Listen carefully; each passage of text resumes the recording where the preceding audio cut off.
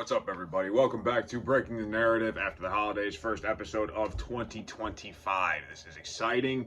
I've just been back from Chicago, back to California, and it's actually crazy. We've got fire watch going on right now. Santa Ana winds are apparently stirring up some drama, so I'm kind of half following that. But that's not what we're here to talk about today. So, over the holiday, a ton of stuff has happened. Obviously, I was kind of away from it.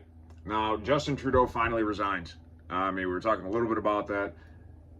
I think it's way past due.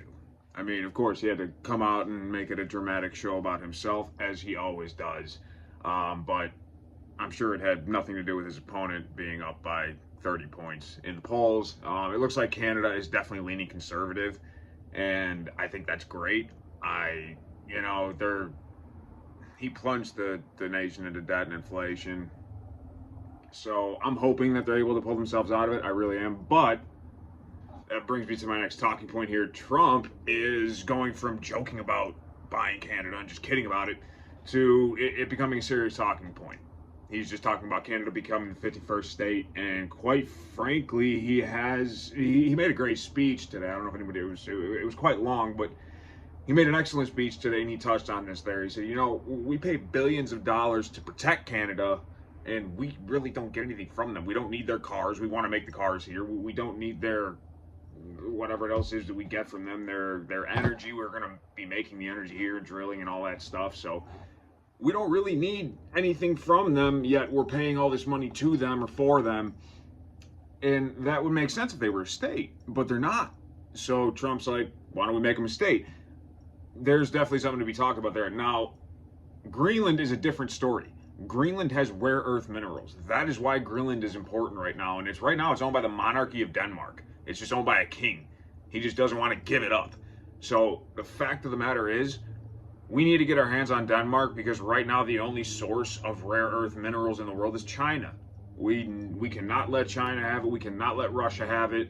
Denmark is not going to be able to protect it. And I found a bunch of videos of citizens of Denmark with hats like mine on, like, yes, please, Trump, buy Denmark. I'm not sure if they know how it works with countries and annexing and things like that, but they want to be a part of America. They want to be a part of a democracy. They want to be a part of a republic. So they're all in for it. The population of Greenland is only 70,000 people, give or take. I mean, I'm not even really sure. I'm getting different figures from different sources, so I don't really know. But it's somewhere around 70,000 is what I'm seeing here, and it looks like most of them are not opposed to becoming American. And we need their minerals. We need those rare earth minerals. I think it's a good move. So if anybody doesn't understand why that's happening, that's why that's happening. Because Greenland has minerals that otherwise only China has. We need them. They have it. And frankly, those people need a governing body. They're sick of Danish rule. They don't want to be colonized by Danish people. They don't want to answer to a Danish king. They just don't. So I get that, and that's good. So Trump's speech was fantastic. He wasn't revealing any military strategy, despite being asked a bunch of questions about, how he's going to end the wars in Ukraine. What is it he's going to threaten with the Middle East? What's going on with Israel? This, that, and the other. He simply said, I'm not going to reveal a military strategy at a press conference. Why would you ask him? I understand it is different now having a president that will actually answer questions, but come on, we got to know which questions we can ask and which ones we can't. He's not going to reveal military strategy at a press conference. He's just not going to do that. So I'm glad that he's not going to do that. He's smart enough to know when to keep his mouth shut. That's a big difference between this time and last time. Is I think he has a much better understanding of what he can say and what he can't say, and what those things that are super polarizing that he says that maybe some people share the view, some people don't. Point is, he's gotten much better at choosing his words. I don't think he ever chose his words, but I think he just literally said whatever the hell was on his mind. And we all have thoughts that we wouldn't necessarily want everybody to hear. So don't act like you don't if you're out there, on your high horse or whatever. I think he's just gotten a lot better with choosing what he says and how he says it. So I love that he takes questions. Let's see here. he did make up a good point. They asked him when he's going to meet Putin, and he said he would like to do it sooner, but he's going to respect the whole process and wait until after the 20th.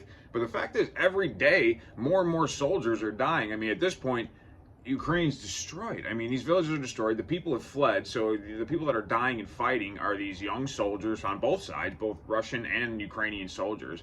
And they're dying needlessly because all that needs to happen is Trump needs to go over there, sit down with Putin and Zelensky and work something out. And I know everybody's not going to be happy about it for sure. There's definitely going to be people that are upset. I'm sure Ukraine is going to lose some land to Putin. I mean, he just, he was able to lead a however long campaign against Ukraine because Biden was in office and just did absolutely nothing about it. And he doesn't have any respect for Biden, so he's not going to listen to him anyway. Friends close, enemies closer. For any of you who don't understand why Trump rubs shoulders with Putin and Kim Jong-un and all these other world leaders, that is why. Friends close, enemies closer. They are more useful to us if they're not hating us and trying to kill us. So it's good that we have somebody to placate that. Trump understands people, and he understands the art of the deal. That I understand it's the title of his book, but it truly is an art. Like, to be able to sit down with somebody and come to an agreement. The term zero-sum game is what we're after here. A zero-sum game is an outcome in which neither party is necessarily satisfied, but they're just satisfied enough to walk away. That's what this type of negotiation is. The most difficult type of negotiation.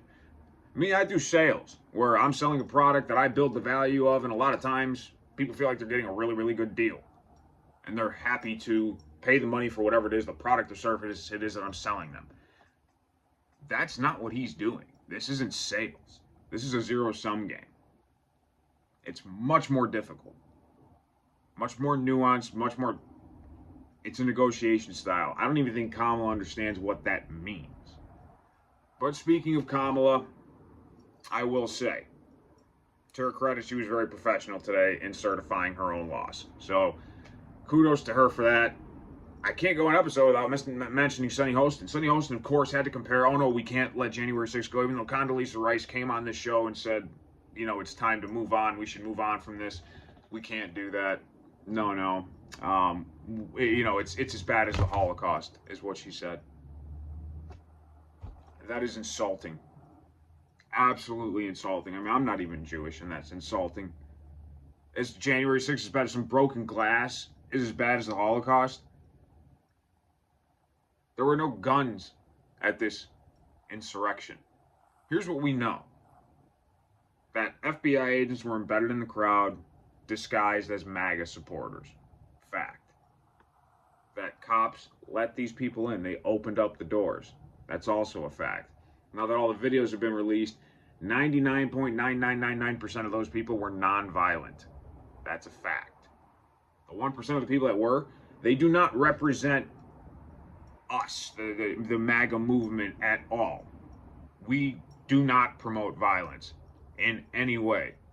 We don't celebrate when CEOs get gunned down in the street. We don't celebrate when anybody dies. We don't want anybody to die. Unless you're a terrorist, we do celebrate that. I will say that. And I'm fine with that. But other than that, no. And speaking of which, I love that Trump made it very clear. If the hostages are not back by January 20th, all hell will break loose in the Middle East. Enough said. I can't wait for January 20th. I am so excited. So, anyway, it wasn't an insurrection. No guns were used. Sunny Hostin compares it to the Holocaust. It's just the type of shit we're seeing, and she's getting, thankfully she is getting a pay deduction, as is Joy Reid and all these other, hyper racist, and just bring everything back to, oh, it's sexist, it's misogynist, it's racist. No, it's none of those things. Fact of the matter is, Kamala Harris was a terrible candidate. That's why she lost. Period. It's done. Now, the whole thing was hyped up. And for those people who want to understand and know why the 2020 election is questioned by so many people, including me, it's very simple.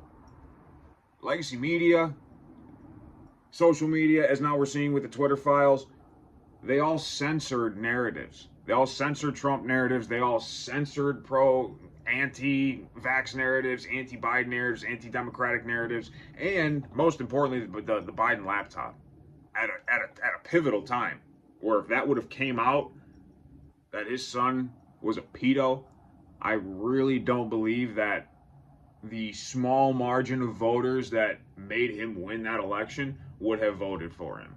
I truly believe they would have voted differently. I mean, put everything else aside. I mean, I don't think there's been a free and fair election, so to speak, since, I mean, Kennedy for sure. That's what I know with my personal experience. Now, before that, I have no idea, but it seems pretty easy to tamper with votes and things like that when it's people that are running everything. People will do whatever they have to do if they feel justified. So I'm sure the people that did it felt justified doing it, like they did every single election. And I'm sure votes went this way. But this one really was too big to rig. There was no way that they could change and manipulate this to make it look like the Democrats won again after the abysmal job that they've done over the last 4 years. They just can't. I mean, it was impossible, especially with Kamala being the candidate, and that should really, really bother people. I've been asked the question, why does it matter? Why do you care so much? Because it bothers me that people can go on TV, on these news stations, these legacy media stations, and tell us what they believe to be, not what they believe or what they're told is the truth. I don't even think they believe it. Tell us that Biden is sharp, that he's okay. Our president can't even form a sentence.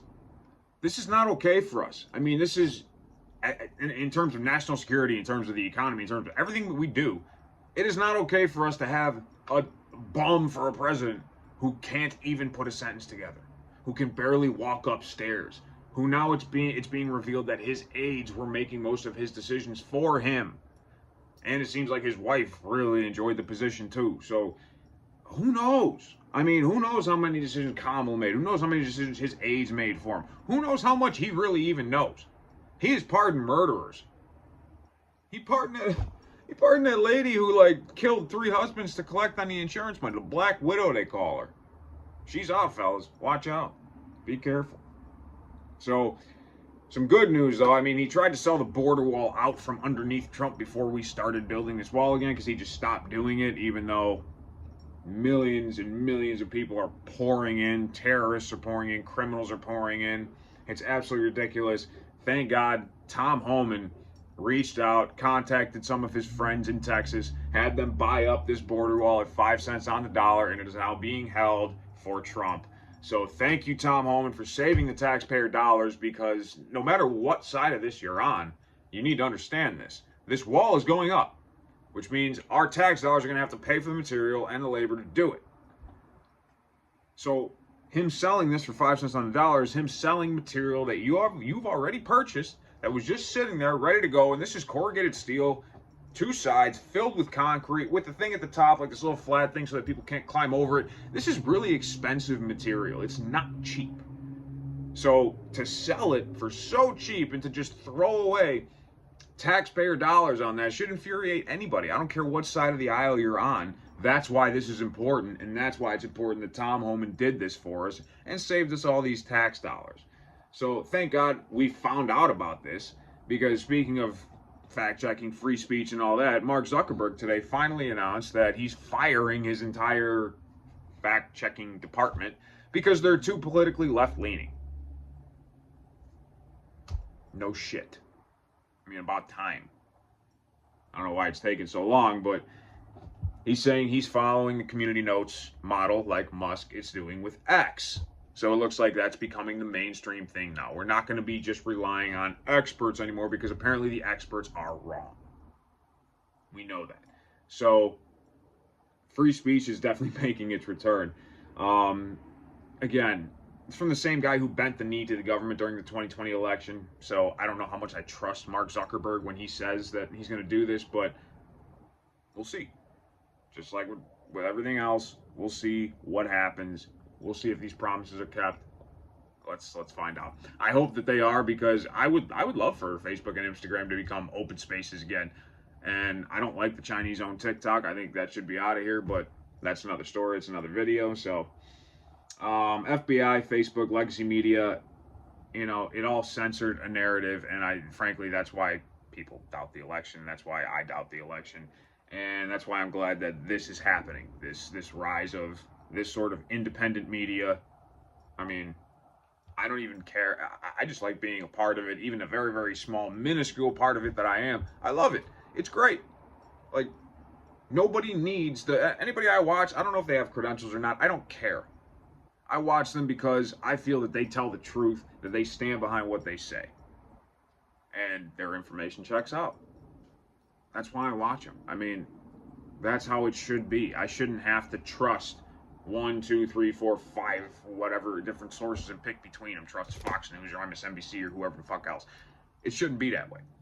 It should be whoever tells the truth. It doesn't matter if it's a no-name person or if it's a popular person. So I do love that. I love that it's now an even playing field. And I hope it doesn't become what it became before, and this just monetized, ridiculous thing. It doesn't need to be that. It's great the way it is. I hope it stays the way it is. Free speech is being highlighted, and it should be highlighted. It's the most important and fundamental right that we have as Americans. Free speech. It is, I can't overstate the importance of it. So, foreign affairs and foreign policy are already changing, simply because Donald Trump got elected and is on his way into the White House. He hasn't even taken his chair yet. That's what we got to understand. And look at the response from Russia, from China, from the Ukraine, from Canada. I mean, my God, the prime minister resigned because Trump kept calling him Governor Trudeau. I mean, essentially, the guy just couldn't take the heat, couldn't take what was coming. And that is, America is going to try to acquire Canada. I think it's more important that we get Greenland, but even still, he couldn't handle it. So he decides to step down. He hasn't even taken office yet, and he's had more effect than Biden has ever had. On reputation alone, that's the peace through strength. We don't have to fire a shot. If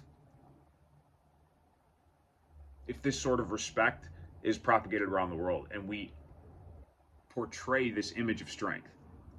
We don't have to be violent. We don't want to be violent. I don't want to go to war. I would be one of the ones selected in the draft. So I really don't want there to be a war. I don't want to fight in a war. I'd rather not. My generation is the first one that has not had a major war where everybody's like, had to go over and fight for a cause. It was like Vietnam, World War II. All these generations before us had major wars where basically anybody you meet had some experience, had some, they were overseas fighting, had real, true battle experience. I don't. And a lot of people in my age group, which is the 25 to 35 male demographic, we don't, because we didn't have a war like that where we had to go fight. Thank God. Thank God. Trump is the only one who didn't start any new wars, because Trump's already rich. He does not have to make any money off this tax thing. People need to understand this about Donald Trump, and really, please get this, because it's very important to understand. He does not need to be here. He can do whatever he wants to do. The man is 81 years old. He has a beautiful wife who's half his age. He can go retire to any of his beautiful I mean, have you seen Mar-a-Lago? Just look it up on YouTube. It is gorgeous. Gorgeous. He owns the place. He can live there for free with his wife, chilling on the beach, sipping margaritas, smoking weed, doing whatever the hell he wants to do. Instead, he decides he's going to come and put his time and effort into fixing America at age 81. That should tell you more than anything else. Okay, I'm not saying the guy's perfect. He's not. We shouldn't venerate these people as gods, these politicians. Like, Trump is not a god. Trump is not the savior. That's not what this is. He's just the best man for the job. And he's doing it selflessly. And if you can't see that, then you really got to open your eyes. Because if I was him, I wouldn't.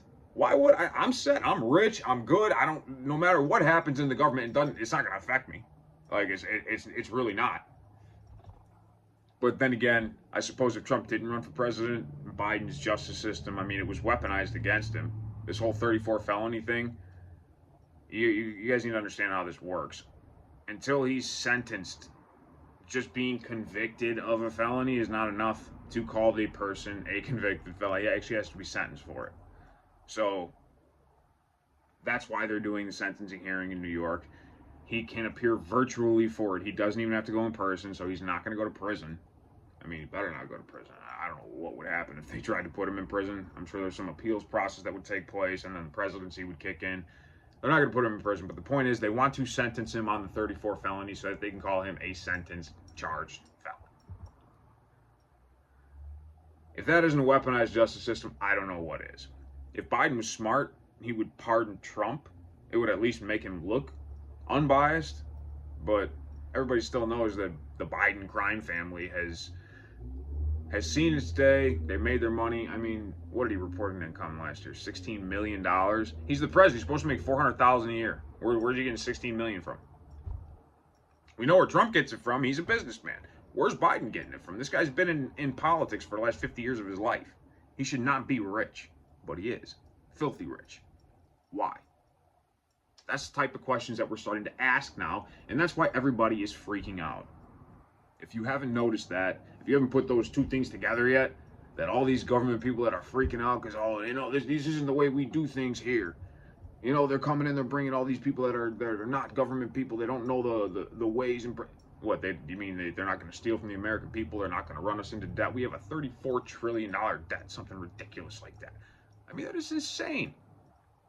They failed their 7th audit out of 7. The Fed or whoever it was. How many times are we going to let them do this? That's why these people are being placed in here. Because they're not politicians. They're not AOC. They're not these people who have completely driven our country in the ground. Term limits, for God's sake, we need term limits. But anyway, we see foreign affairs get better changes simply because Trump is incoming. I can't wait until January 6th. I mean, the January 6th pardons that he's talking about, those are the least of my excitement for the January 6th, or for the January 20th executive order landslide that's going to be coming down.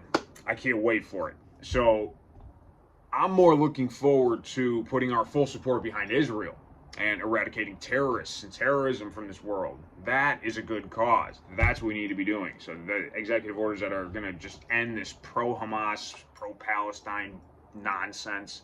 I'm so sick of hearing it. I'm sick of that. I'm sick of seeing parades in the street for terrorists. Like, what is wrong with this country? What is wrong with colleges? Colleges indoctrinate students into this shit. Anyway, moving on. I'm excited to see that. I'm excited to see free speech continue to flourish. I'm looking forward to seeing the illegals deported. I'm looking forward to seeing that executive order that just gets rid of all the illegal criminals that are here. Not the ones that are here seeking asylum legitimately. The illegal criminals. That's who we're targeting. The ones with already active deportation notices and who have committed crimes after they've committed the crime of crossing the border. They're all technically criminals, but if they're seeking asylum, fine. There is a gray area there that I can understand. But you criminally crossed the border, then committed a crime, you're out of here. That's it. You're done. And these people, by the way, they're not making it easier for the people who are actually legitimately seeking asylum. Go talk to any of them in any of the shelters, and they will tell you, the ones that are here legitimately with families, especially with kids, that, like, no, I don't want these criminals here. I don't want these gangs here. I don't want these people here because they're making it more difficult for me to become a citizen. So anybody with any common sense or goodness in their hearts wants these people out. It's only this crazy this section of the left that's like believes in these freaking crazy sanctuary laws. Where I come from in Chicago, both the governor and the mayor are literally out of their minds. Crazy, insane. So they're going to wake up soon. Tom Homan is going to come down like a hammer on Chicago, and he should start there. I'm glad he's starting there. Please clean up my home city. It's a nightmare, for God's sake. So anyway, I'm looking forward to a more secure border, of course, more strict laws for criminals. I'm looking forward to my gas and grocery prices going down, quite frankly. And we know that's going to happen. I'm looking forward to the acquisition of Greenland. I think that's a great idea. Canada really can give two shits about that. But I am really looking forward to making America great again. And I think Trump is just going to do exactly that. I think people around him are the right people. Why didn't he do it last time? That's the question I get the most often. That's the question I get asked the most often. It's because he didn't have the right people around him. He didn't understand he didn't know how the presidency worked and how the White House worked. And the fact is, he did try to go in there and do good things, and he was blocked at every turn, which is why he fired somebody every 15 days or every 10 days, whatever the hell it was. And the news would cover it as if he was, just axing people and he was just a mean guy. Like, no, he was doing it because these people were blocking him from his agenda. So he's making sure this time around that that's not going to happen. That these people that he is selecting are on board with his agenda, with making America great again. And what that means is stepping aside, is getting out of the way so that Americans can do us, so that we can do what we do. Lower our taxes, take less money out of our pockets. And Reagan said this, and it's very simple. Every time you lower taxes, the government income increases. Why? Because people take that money and then they turn around and they spend it on things that have sales tax. And then that goes to the government, and the government makes money. And people are happier because they have things again. That's what we need in this country. We need that back. So that's what he's going to do. That's what his team is going to do. It's not just one person. It's a team of people. He has the right team assembled, I think. That's my prediction, at least. And I can't wait to see it up and running. And quite frankly, I can't wait to, it's not a regression. I can't wait to go back to the America that I grew up in. It was really a wonderful place to grow up. Now it's just scary for kids. Like, I really am. I fear for the youth today. We need to go back to an America of morals, surrounding the nuclear family. That's really what it's about. That's what America has always been about. That's what we need to get back to. Is the nuclear family is the center of the whole thing. God bless you guys. Happy New Year. Happy 2025. I will see you next time.